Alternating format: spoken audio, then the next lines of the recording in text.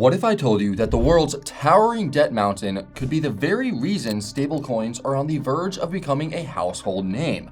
Some are even claiming that the United States is using crypto as a way to offload its $37 trillion debt burden.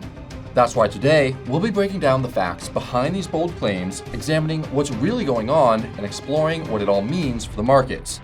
My name is Lewis, and you're watching the Coin Bureau. Now, before we dive in, there is something that I need to make absolutely clear, and that is that I am not a financial advisor, and nothing in this video should be considered financial or investment advice. It's purely educational content designed to help you make sense of what's happening in the fast-changing world of crypto and stablecoins. So, if that sounds good, then make sure to smash that like button, subscribe to the channel, and ping that notification bell so that you never miss an update. Now, let's start with those bold claims. On September 8, 2025, Anton Kobyakov, a senior advisor to Russian President Vladimir Putin, stated that the United States is attempting to, quote, rewrite the rules of the gold and cryptocurrency markets in order to address growing distrust in the dollar. He went so far as to allege that, with national debt now exceeding $37 trillion, the U.S. intends to solve its financial problems, quote, at the expense of the entire world, by pushing everyone into the, quote, crypto cloud. In his view, the U.S. would essentially convert its debt into stablecoins, devalue it, and begin again from a clean slate.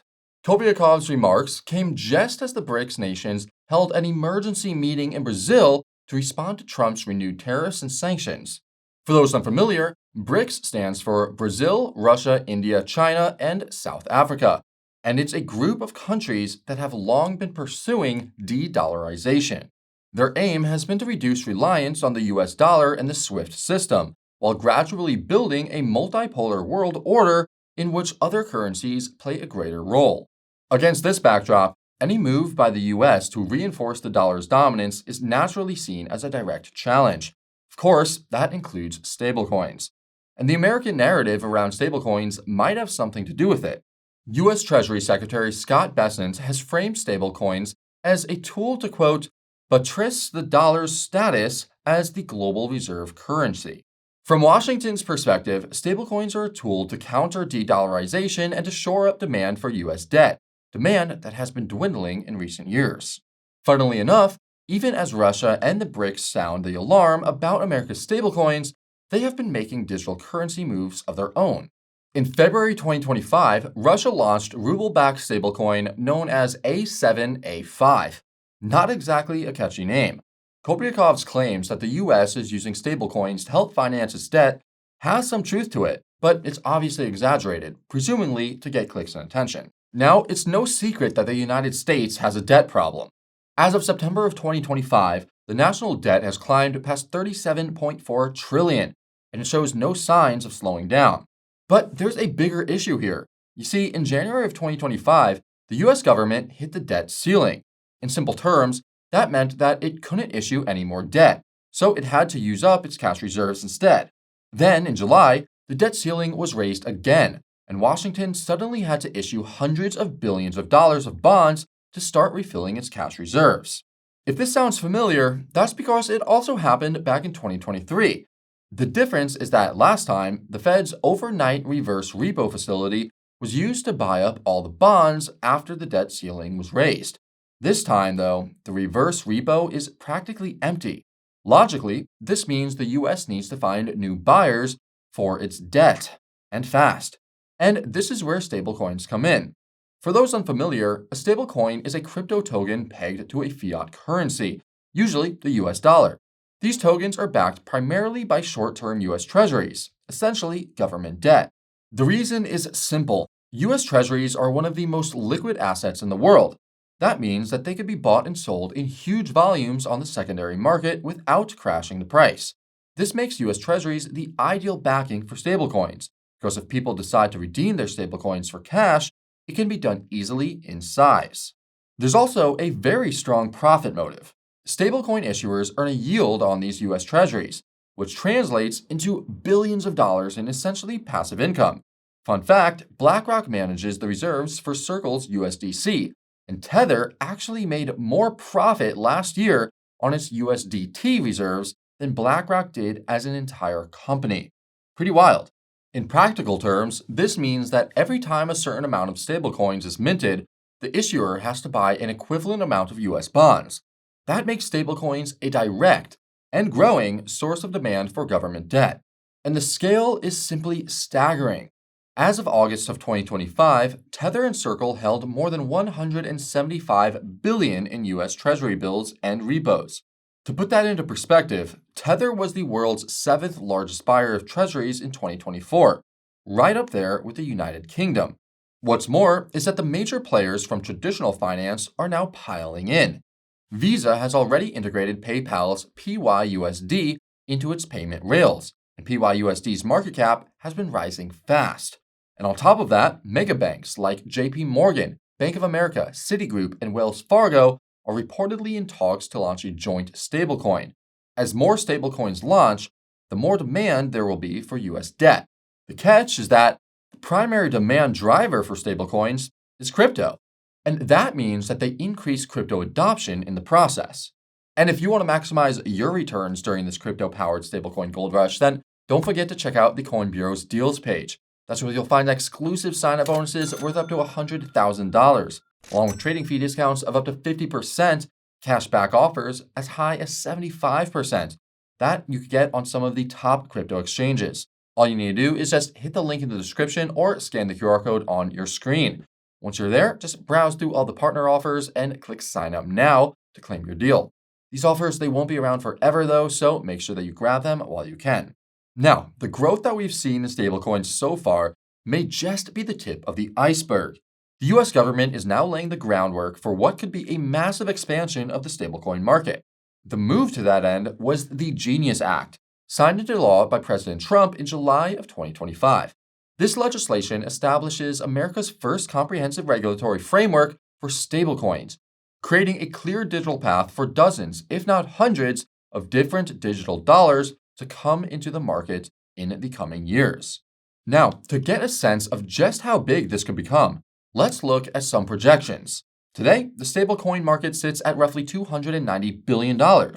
One forecast that made headlines not long ago came from Standard Chartered, which suggested that figure could balloon to $2 trillion by the end of 2028.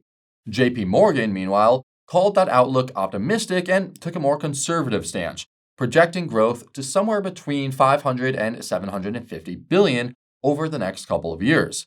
That would still be a 2 to 3-fold increase from where we are today.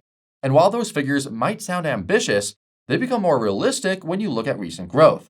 Over the past year alone, dollar stablecoins have grown by almost 90 billion, driven largely by the heavyweights like USDT and USDC, with most of that demand tied to speculation in crypto markets. But here's the thing. As more players step in, especially traditional banks and payment giants, that number could keep rising and could even prove resilient through crypto's boom and bust cycles. Take PayPal's PYUSD as an example. If just 5 to 10% of PayPal's annual payments were settled using stablecoins, that alone could add hundreds of billions of dollars to the market. And it's not just the US either. The Genius Act has lit a fire under the stablecoin market, with governments and central banks across the world scrambling to respond.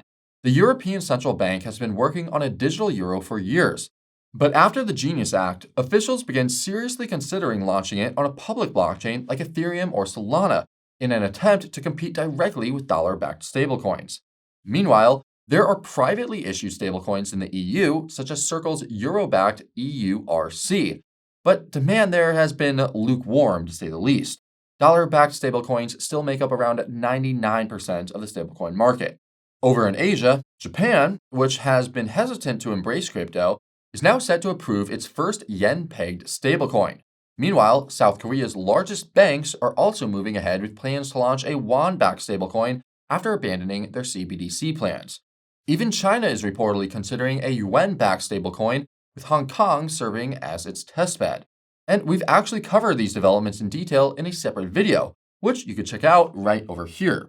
So, with debt levels at all-time highs worldwide, nations everywhere are trying to replicate America's stablecoin playbook to drive demand for their bonds and compete with the US dollar. But there's a not-so-teeny little problem with all of this: the global bond market. You see, for decades, it was seen as the ultimate safe haven, but today it's more like a minefield. thanks to a simple imbalance between supply and demand. On the supply side, governments around the world are taking on more debt than ever before. As of Q1 2025, US debt to GDP stood at 120%, while in the EU and several major economies are also above 100% as well. On the demand side, appetite for government debt is weakening as traditional buyers step back. After witnessing Russia's assets get frozen, countries like India and China have been gradually reducing their holdings of Western bonds and turning to gold instead. This forces governments to offer higher yields on their bonds, particularly in the West. Now, to understand why this matters, let's quickly go over the relationship between bond prices and yields. Simply put, they move in opposite directions. When bond prices go down, yields go up. And of course, price is determined by supply and demand. More supply, less demand, bond prices down, yields up. And that's exactly what we're seeing today. With global inflation still hovering around 4.3%, governments have been rethinking their borrowing strategies. Instead of locking in long-term debt, many are now flooding the market with short-term debt, largely because investors don't trust central banks to bring inflation back down to their 2% target over the long haul. And here's where things get interesting. Unlike traditional investors who chase the best return, stablecoin issuers are relatively price-insensitive buyers of government debt. They buy bonds simply to maintain the peg with their underlying currency, caring more about safety and liquidity than yield. In practice, this makes them an almost perfect tool for governments. Their constant demand soaks up supply, meaning governments don't have to keep hiking rates to attract buyers. And as it happens, stablecoins are backed primarily by the same short-term debt that governments are issuing in record amounts.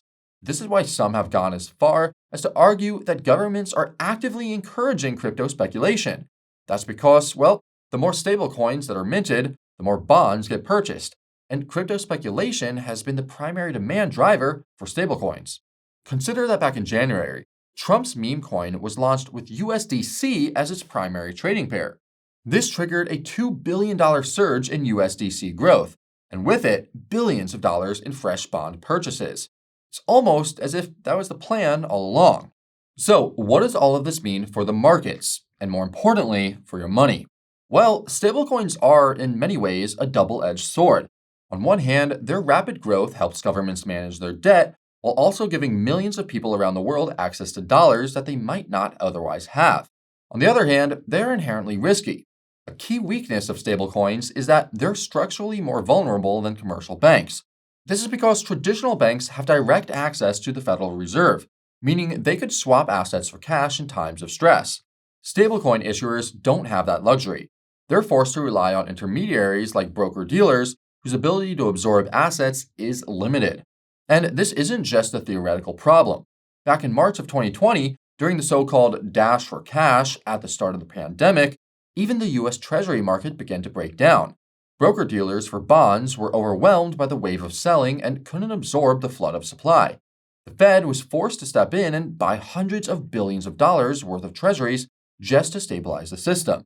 And all of that was triggered by the selling of just a few $100 billion worth of treasuries, less than 2% of the entire market.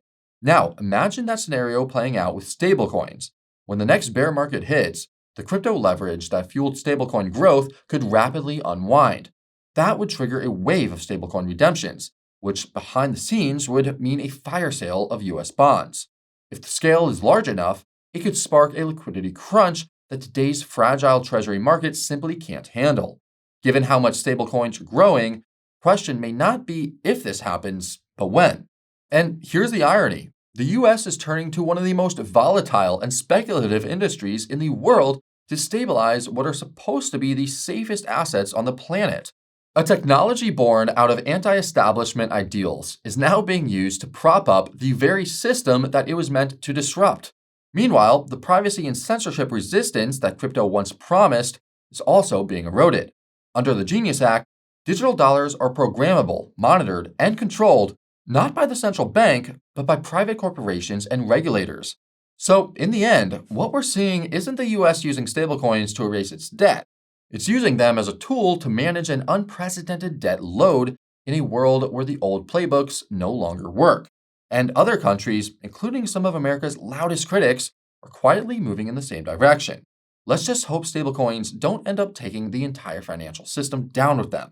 And if you'd like to learn about other ways governments are managing their debt, then make sure to check out our video on it right over here. And if you haven't subscribed to the channel yet, you could do that right over here. Thank you so much for watching, and we'll see you again very soon. This is Lewis, signing off.